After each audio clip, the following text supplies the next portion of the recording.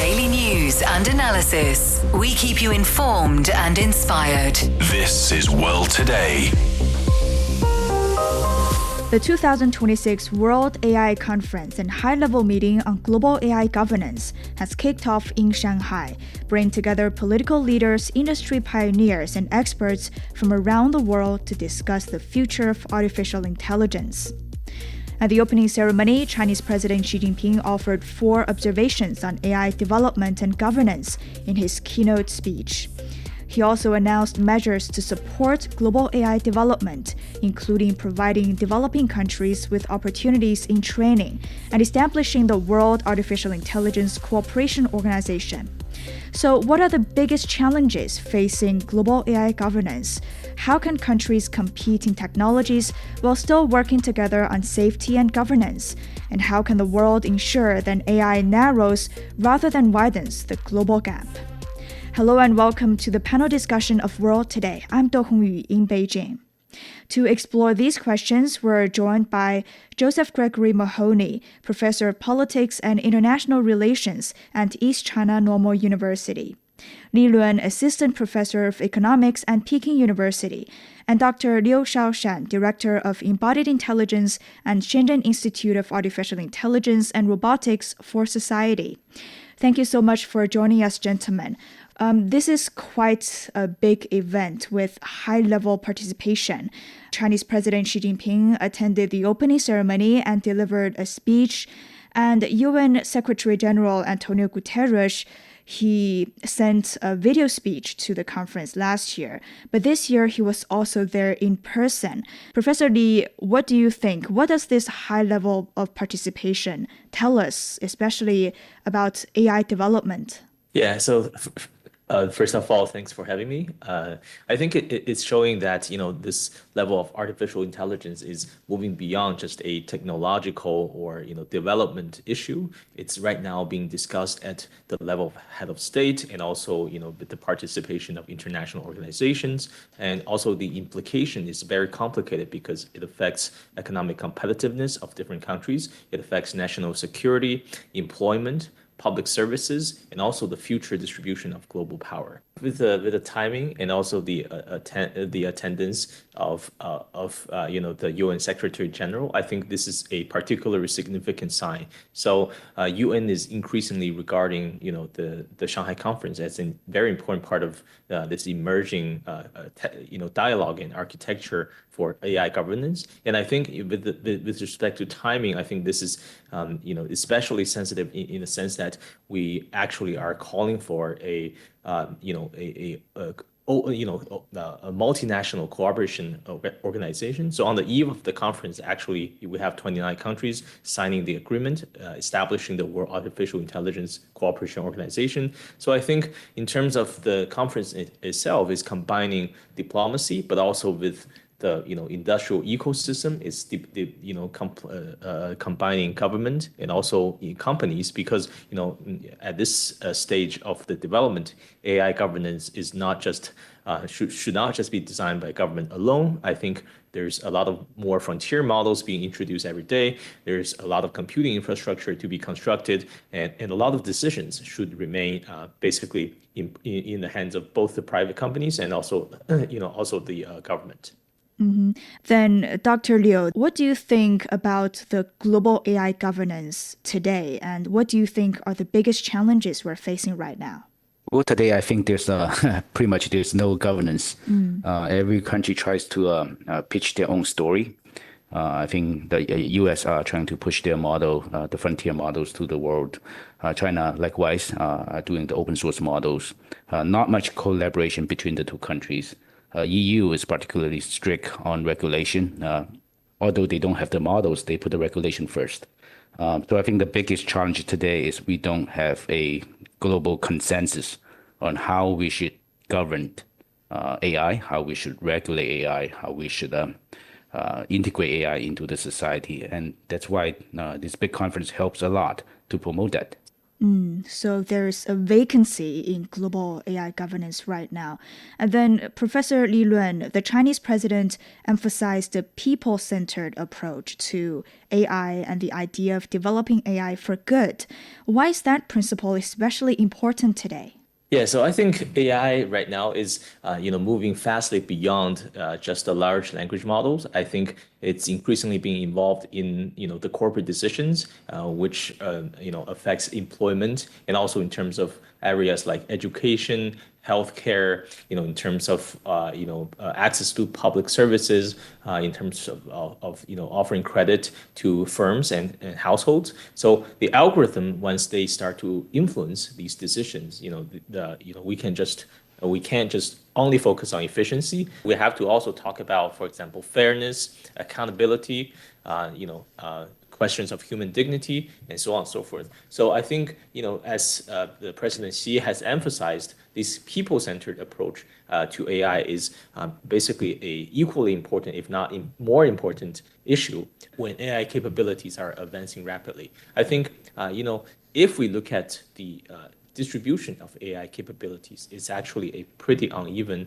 battlefield or playground. A lot of companies are not actively using AI for now, but there's also a lot of companies who are more using the leading agents or leading models, and these are creating a uneven playground for competition among the bigger corporations and the smaller ones. So I think and also when it comes to employment, it's another example. So whether a company should adopt a technology that replaces, for example, the majority of its employees.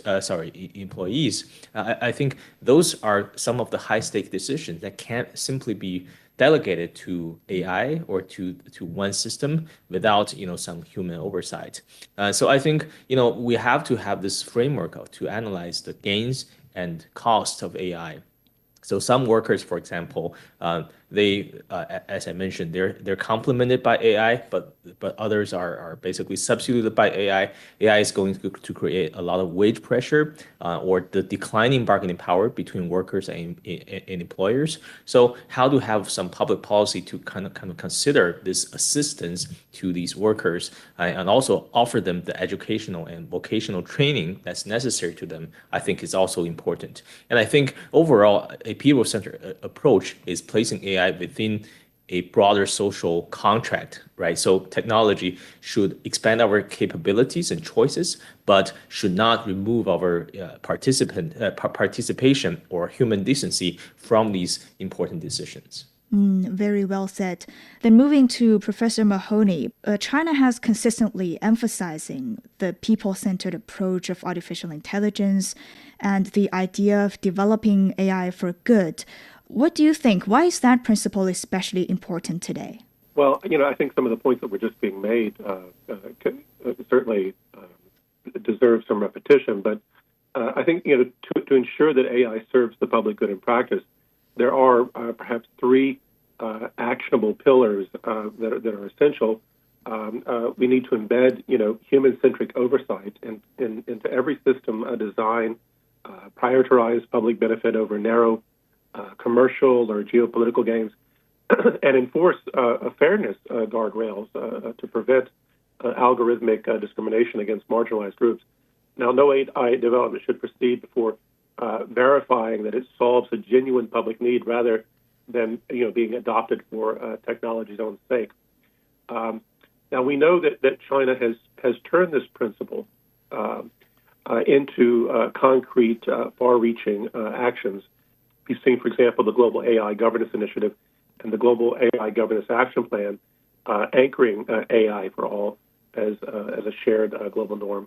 We've also seen China's open source large models have already exceeded 10 billion cumulative downloads worldwide, drastically cutting access barriers for developing nations, while domestically AI is being widely used in public services, helping to boost rural medical diagnosis accuracy, optimize carbon reduction for local communities, and bridge educational gaps in remote regions.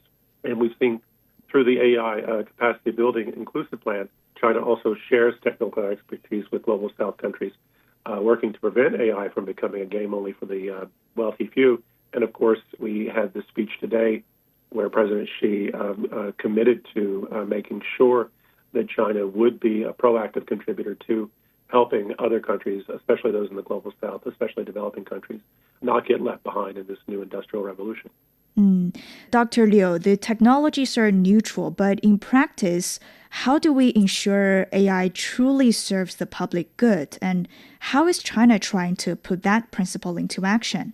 We have to understand AI is a basic utility like water, like electricity.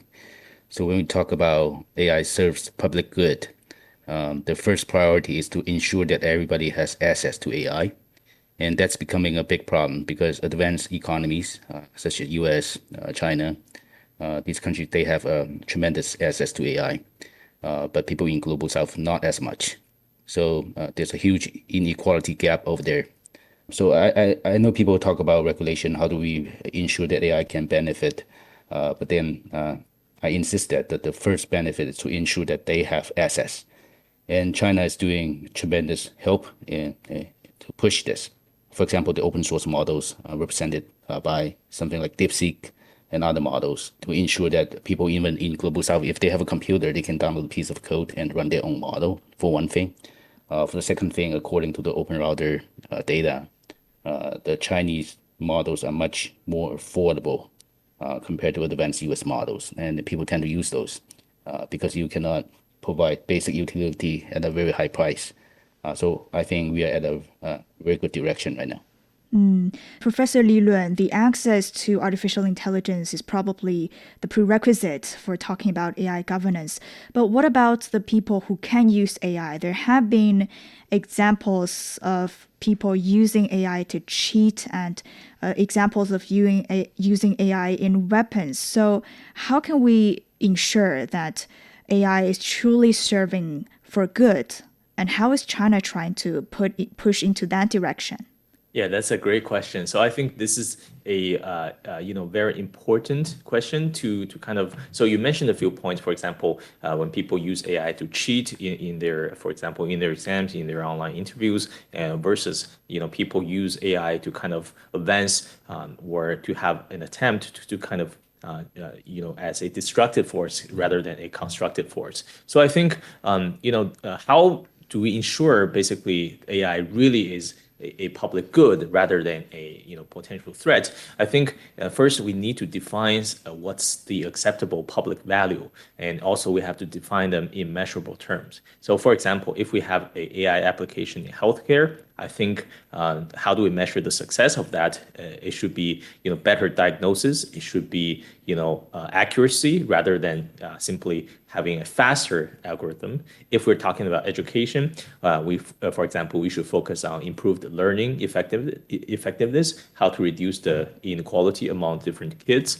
If we are talking about, for example, using AI to forecast or predict the natural disasters, probably we need to have earlier warnings rather than basically also we need to have wider coverage and so on and so forth. So in different scenarios, we need to have a definable and measurable public value in order to kind of focus on them. And I think, with respect to China, I think China is both basically combining these application or deployment alongside with governance, because we're talking about shooting a moving target. A lot of applications, especially in manufacturing, healthcare, in education, agriculture, they're developing every day. So I think China is basically advancing or making more focus on safety, controllability, standardization, also in terms of application-oriented development. So I think the goal is not to say we have a plan to kind of response or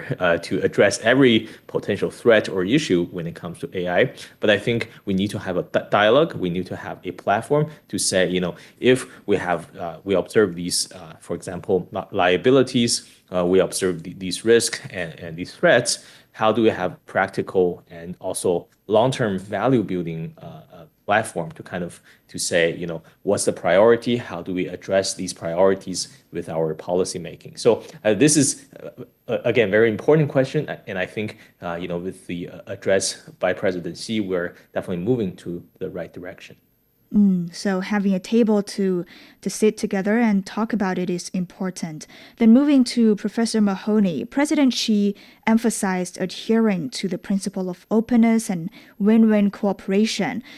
He said the development of AI should not be a solo performance by any one country, but a symphony of global collaboration.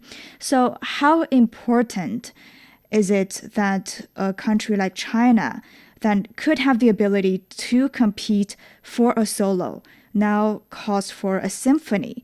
Or in other words, how important is China's emphasis on cooperation at a time of fierce competition? Well, that's a wonderful question. I'd like to answer that question, but I'd like to add a couple of comments on the previous question with regard to the challenge of cheating. Not to belabor the point, but to say that one of the things that we're doing here, I'm sure they're doing it at Peking University, we're doing it at ECNU, is we're trying to rethink how we teach and evaluate students, not just so we can make sure that they're not cheating, but to make sure that they're using AI as a tool to help accelerate their learning in meaningful and practical ways.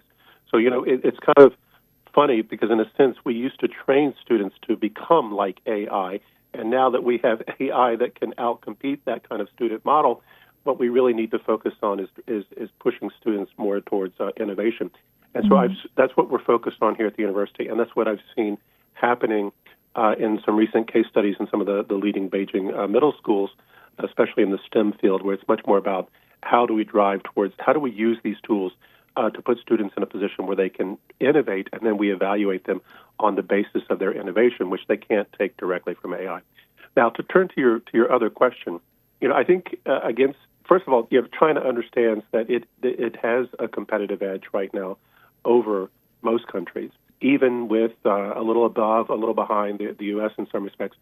But what China also understands is that the world is a dangerous place if we don't have good global governance.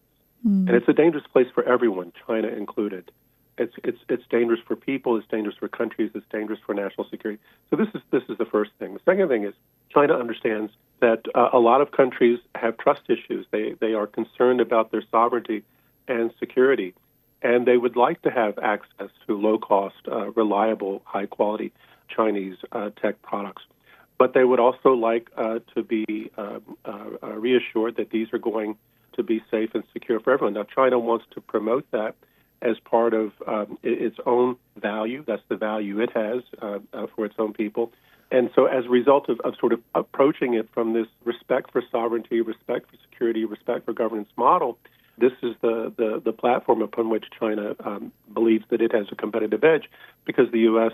And some others are moving in completely the opposite direction. So what we see is that China is breaking that sort of dangerous zero-sum logic that treats AI as a closed strategic asset for exclusive national advantage. And by opening this, the high performance open source models, sharing the practical application cases across agriculture, healthcare, public services, and launching various other positive initiatives, China is lowering the global innovation threshold and preventing a small handful of powers from monopolizing the future of intelligent technology. China has understood that what's good for the global south is good for China. What's good for developing countries is good for China. And if all of these countries get left behind, it's not only bad for the world in terms of all sorts of problems. It's bad for the model of engagement and development that China is promoting. So. Then, Dr. Liu, China has been creating an open source scene in the AI industry. It is reported that China's open source and open weight models are gaining traction among even U.S. companies. According to OpenRouter, which is a platform that enables developers to access AI models, the share of tokens used by U.S. companies on Chinese models has sat above 30% each week since February. And one day before the World AI Conference opened, Chinese AI startup Moonshot AI released what it says is the world's largest open source model. So how is China's growing open source ecosystem changing the world's AI landscape? Well, I think if you examine historical data from technology, all the successful global projects are basically open sourced. For example, if you talk about smartphones, it's Android, it's dominant player in the smartphone era. Then, if you talk about PC, we have Linux. That's the foundational layer for both the cloud computing and PC. So open source is the way to go if you want to reach global consensus, global standard, to enable the technology, to push the technology to general public.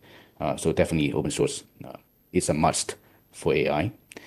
So regarding your second question, that the Chinese firms are getting more and more competitive. Yes, because again, AI has become a utility, although we are trying to increase its market share to reach more global users, but it's essentially a basic utility. If you charge people too much for utility, then people are not going to use it. That's what we observe in the past few weeks on the open router data, that the Chinese model are gaining a lot of traction because the Chinese model does the job very well and charge people a very fair price. In the next several years, I imagine there would be a market share race between Chinese firms and U.S. firms. And Chinese firms has two advantages. The first advantage is its open source models. So people can actually examine the model. If they want to build their own, they build their own. If they want to use the cloud-based service, they have access to it. The second thing is cost. Chinese firms are able to manage to provide services at a fairly low price compared to U.S. models. So remember, 22% of the world population live in either China or U.S. The other 78% live in the rest of the world. The key right now is how do we enable the 78% have equal access to deep learning models or LLMs. And then open source is the standard way to go. Then, Professor Li Luan, within 1 minute before we take a break, how would you comment China's scene of an open source sharing in the AI industry? How important is that?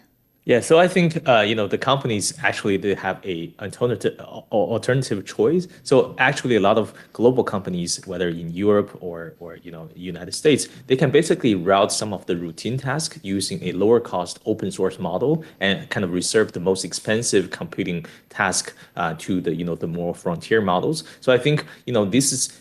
Basically, with the China's open source model, it basically gives a more available or feasible way for some of these commercialization of these technologies. And I think that's also one of the contribution, especially, for example, Moonshot is opening the Kimi K3. It's also a very powerful and very capable, also very affordable model. Okay, thank you very much. Let's have a short break. Coming back, we'll continue our discussion.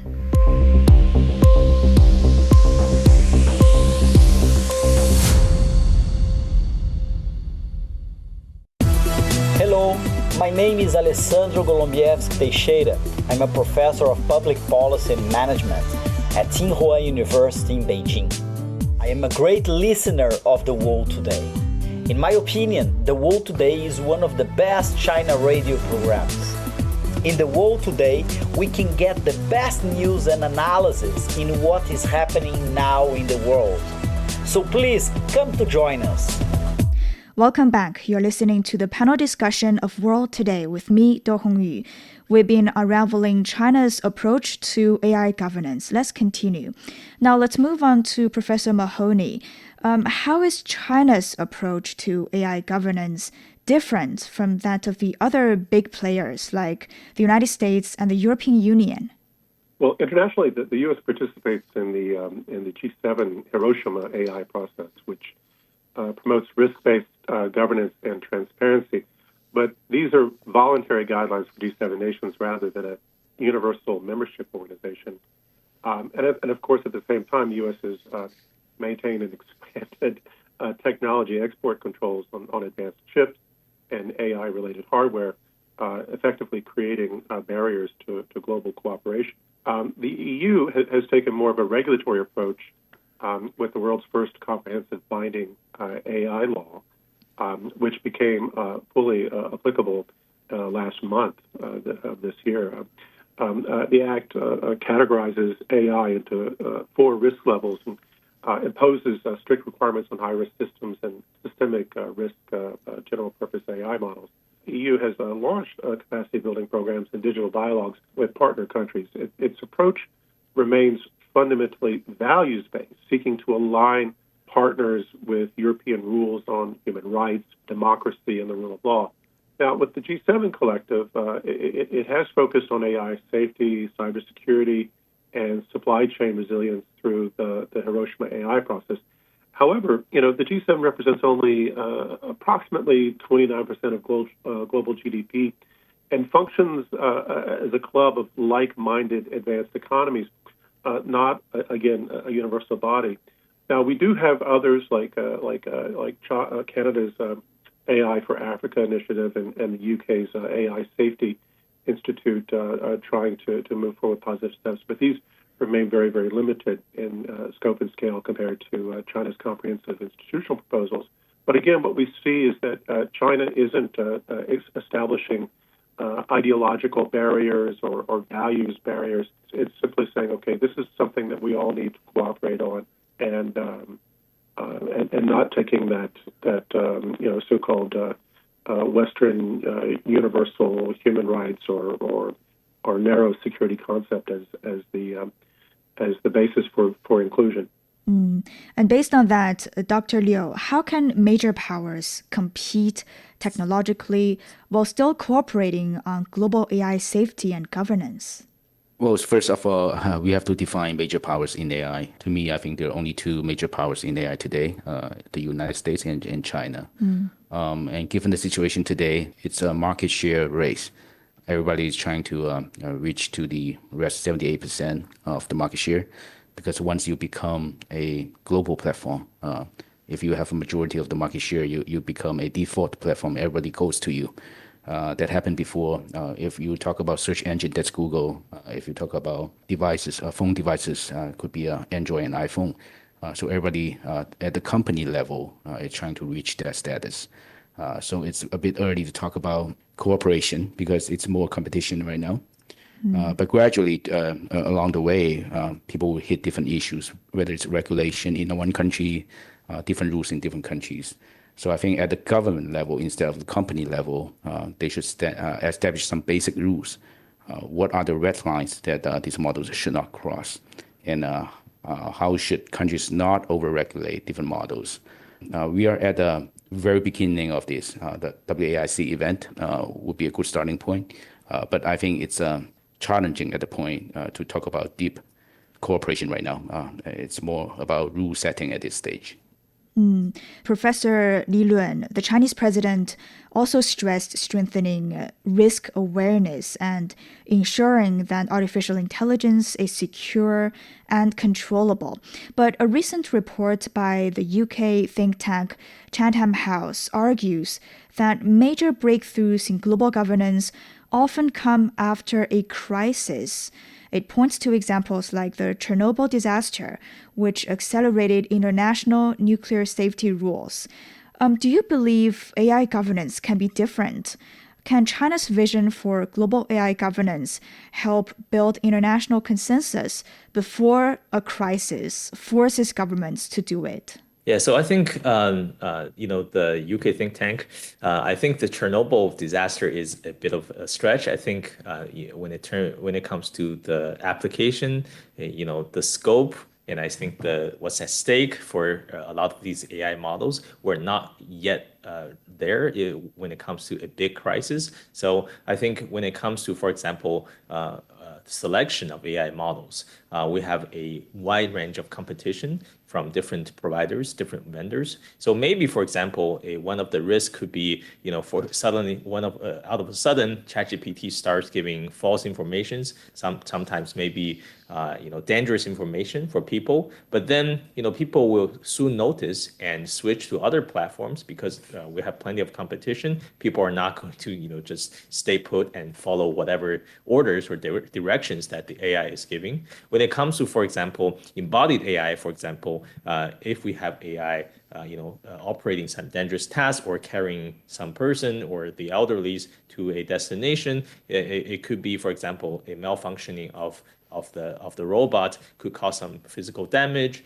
For example, the failure of some algorithm when it comes to sensitive areas like manufacturing, when it comes to disasters warning or inspection, it could, for example, trigger some alarms. But I don't think we are facing a global level or even a regional level AI incident in the short future. But that said, I think having some preventative architecture is also very important. And I think we have to keep looking into it on whether that the AI in these incidents, in these applications are likely to incur some of the damages. And if it happens, how do we have these early warning? How do we have this emergency response when it comes to that? But I think the objective is shouldn't be to predict what's the exact form of the major AI crisis, whether it'll take the form of like the Chernobyl. And I think rather we should take time to build the institutions, to build the communication channels, as I said, and actually have some of the technical guardrails that prevents people to kind of actually getting into the crisis, and also allow government to be able to do something if that crisis happens. Then, Professor Mahoney, when we talk about national security, there's always this important question: how to avoid placing one country's security over that of the others. And I think it's the same with AI technologies. What do you think? How can we avoid certain countries placing their security over that of the others in terms of AI technologies? To build in the context of your previous question, I think it is useful to talk about the Chernobyl disaster in the sense that there are a large number of people around the world today who are worried. They have anxiety about AI, and for good reason. A lot of people are losing their jobs. They're finding their position being diminished. And they are concerned that powerful countries are going to end up dominating them for years to come. So in the context of this anxiety, I think it's useful to see something like WAICO stepping in and saying, listen, we're going to try to bring you an international governance model to take care of your concerns, the things that worry you. Now, to bring this specifically to your question, we know, for example, as one of my colleagues noted a few moments ago, that previously we had certain platforms, Google, for example, that managed to establish not a total monopoly, but an effective monopoly, one that rendered a lot of countries around the world data colonies. And this is something that countries have been fighting battles against. The EU, for example, has waged battles with Google, but also with Microsoft and others, trying to break the monopoly position.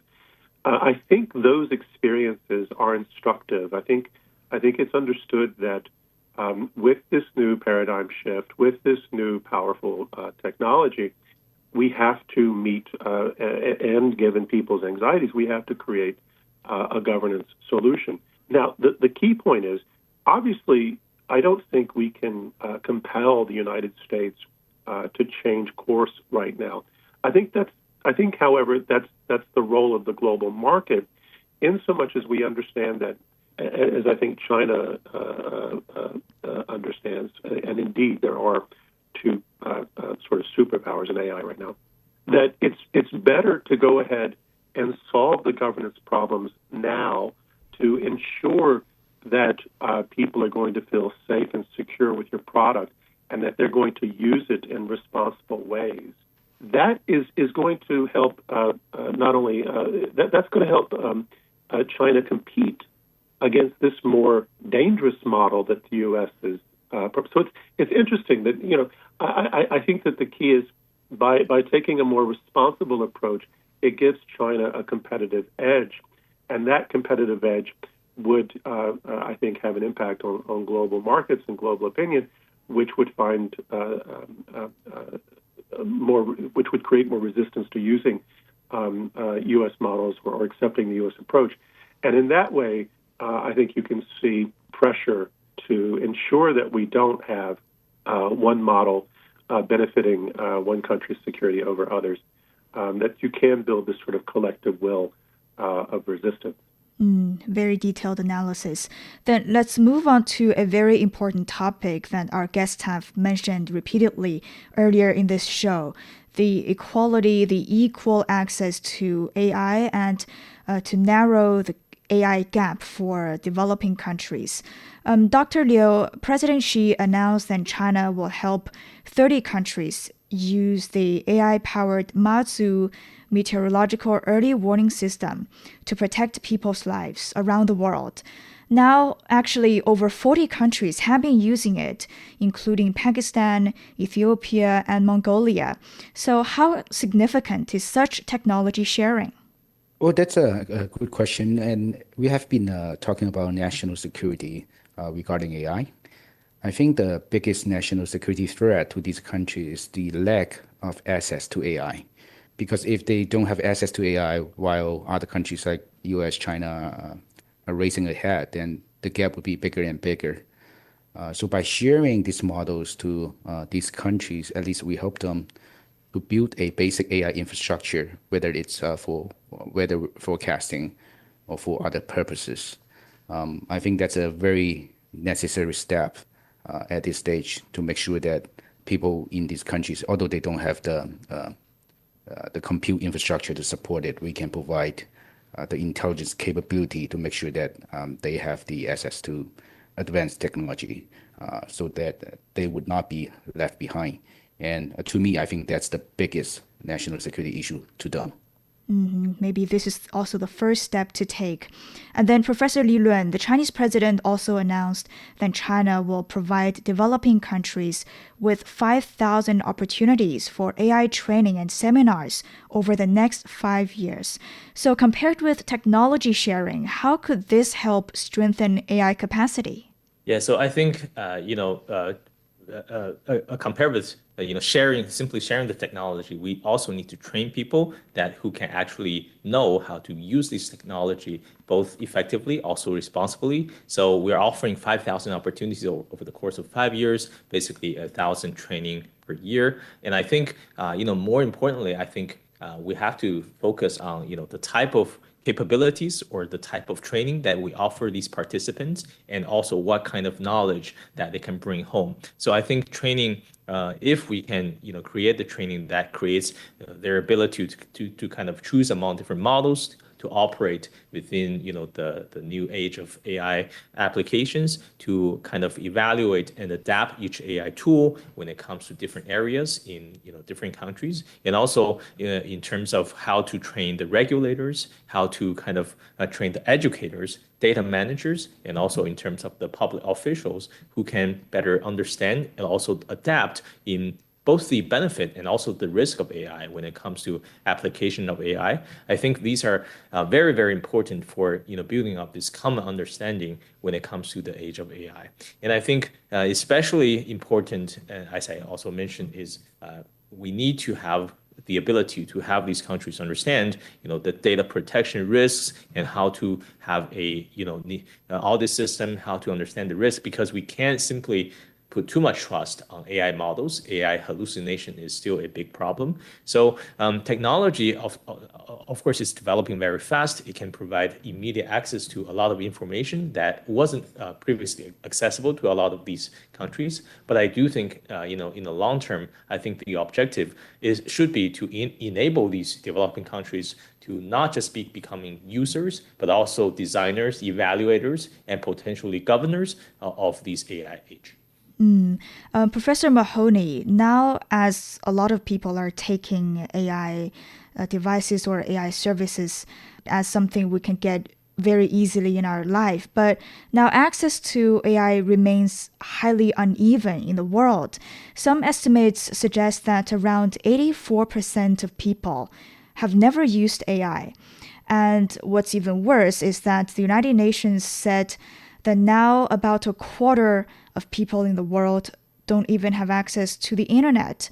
So what can the international community do to narrow this AI divide and also the digital divide rather than allowing these technologies to widen existing technology gaps? Well, one of the things that we see is that there's actually a lot of resistance to using AI in some communities, especially in some of the elderly communities where there's generally, we generally see a lag of elderly people picking up new technologies. Some communities in Europe tend to be hostile to new technologies, and we see this around the world. But and to be honest with you, I didn't even start using AI in a significant way until about 8 months ago. I looked at it for research purposes, but I was very leery of it because I didn't find it to be very reliable. I've since learned how to manage that problem. So I think it takes a little bit of time. The access problem, I think there are two sort of problems, though, that I'd speak directly to. The first is clearly the access problem. We do know, for example, that there are efforts to bring low-cost data access. In China, working with the United Nations, and certain Chinese companies are working to bring solar-powered base stations, capable of delivering access to the World Wide Web and other data products to very far-flung places. This is something that's been going on for several years now, but it's slow going. The other concern is, before we started really seeing the Chinese AI models, we didn't have an AI model that would draw from Chinese sources originally. And so when we talk about large language models and the need to make sure that a culture, a civilizational culture and the values are represented in that AI model, represented in the answers that are given to the questions that are posed. That's something that's very important. It's tremendously important that China was able to develop these products to make sure that its civilizational values, its cultural values, were part of the answer, part of the discussion. One of the things that I think that we may see emerging in some time in the future, we talk about things like China's Global Civilization Initiative and the need to sort of recognize and value different cultures, their wisdom, and so forth and so on around the world. We're not quite sure the extent to which these have been excluded from current AI models. So not only making sure that people have access, but making sure that their culture and their values are part of the large language model, that this is something that the AI knows, so that when they ask questions, they have a greater chance of getting answers that are relevant to their condition, to their situation, and in concord with their values. And then, Dr. Liu, now there's another problem because many developing countries, they are users of AI technologies, and they will probably offer more data into it about their own civilizations. But they have very limited influence over how those technologies are developed or governed. So how can we ensure that global AI rules are not written only by a few powerful countries and companies? Well, I think that's very interesting. I think the answer is in the question itself. I don't think many countries are users or major users of AI yet, due to the lack of access, actually. If they were major users of AI, then use the market power, they can choose which model they allow in the country because the model comply with their own country's rules. Because remember, it's still a market share race today. The global market share is still very low in terms of AI access. And the competition is fierce. There are 5, 6 Chinese models out there, or 3 to 4 US models out there. They try to grab more market share. Then the countries, as they are more users from those countries to access these models, they have more say about how those models could be used, how the data can be exported, and so on and so forth. But we are not there yet. The current priority is still to increase access. to increase access. But Professor Li Luan, now as the AI is expanding to more and more people, and we're trying to get more people in developing countries to be users of AI technologies, how can we, and also as new AI rules and regulations are coming into being, so how can we make sure that those who have not still have a say here? Yeah, that's a very important question. I think, simply, rely on, for example, the promoting the access or relying on the power of the market. I don't think it's for always sufficient. I think, for example, a lot of countries, the reason they don't build some of these AI models is because first it's very costly to build, both in terms of energy, both in terms of the talent and the investment in the computing chips and so on and so forth. So I think if all the countries build their own standards, if all the countries have their own separate kind of model, a lot of investment is going to be wasted. But if every country use the same AI ecosystem, and there's also concerns about the different accountable standards, also national security in terms of higher cost and so on and so forth. So your question is very relevant in this age. When it comes to, for example, there's going to be bigger and smaller players when it comes to AI usage, and whether we should allow every country to kind of participate in this conversation.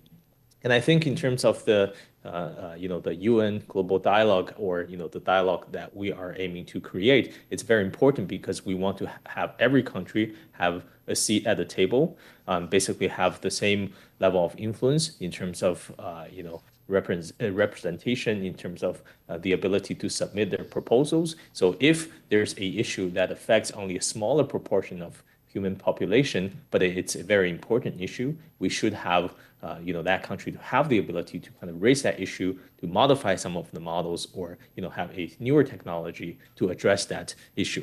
So I do think in the discussion, private companies also need to be included, because as private companies expand, they are going to hit different regulations, different laws in different countries and regions. If you want to be a successful company in a target, for example, in a target country, we should also include them in the conversation, because they first of all possess the computing power, the regulation power to kind of modify their models. But also when it comes to their operation in different countries, it's also in their interest to kind of follow the orders or follow the requirements, the preferences of these different countries and regions. So having these so-called incentive compatible mechanisms to allow everyone inside the same room to have the same discussion, I think is going to be very important when it comes to this issue. Mm-hmm. And based on that, Professor Mahoney, it is also announced that China will develop international AI application cooperation centers with ASEAN, the League of Arab States, the African Union, and also the Community of Latin American and Caribbean States, and also some multilateral platforms like Shanghai Cooperation Organization and BRICS. So how will such moves help strengthen the AI capabilities and also the voice of the Global South? Well, I think that one of the things that we've seen here in the meeting today with 29 countries signing up so far, I think that there's a good idea that maybe we'll see 65 countries possibly coming online. I think they'll want to see how the United States is going to respond, whether or not the U.S. is going to take punitive action. They'll also want to see how President Xi's summit in the U.S., if it goes forward, how that plays out in terms of the great power competition that everyone is kind of worried about. But with respect to China working with these various groups, I think what it does is it provides an institutional mechanism for expanding membership into WAICO, as well as building sort of trust and cooperation around this issue that will, step by step, provide both reasonable development as well as a good global governance. And Professor Li Luan, looking 5 to 10 years ahead, what would success in global AI governance actually look like to you? Yeah, so I think when it comes to success, I don't think we should, have a single global AI laws. I do think countries should have different legal systems. They should have different development levels when it comes to access, when it comes to regulation. I think a more realistic objective is to have a so-called a minimum floor for the safety, accountability when it comes to the national and regional frameworks. And I think the successful global AI governance should preserve the ability to innovation, but ensure that no country or company or automated system can impose some of these risks on everyone else. Thank you very much for your in-depth analysis. And that's it for this edition of World Today. Thank you so much for listening. Bye for now.